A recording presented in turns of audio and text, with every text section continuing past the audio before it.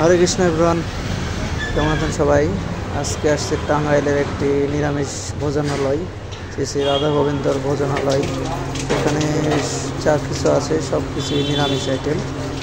দাদা, এগুলা সবই নিরামিষ। আমরা নিরামিষ খাবার দুপুরবেলাতে, দেখতে থাকুন সবাই।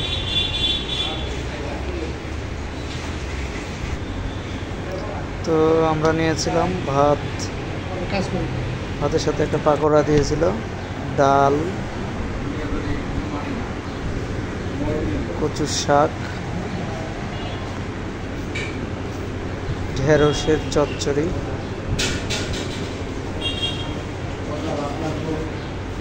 তারপরে পাঁচ তরকারি।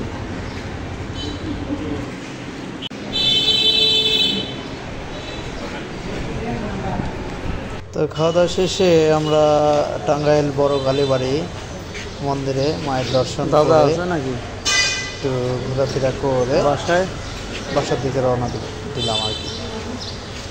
তো ভালো থাকবেন সবাই, বাই বাই, টাটা।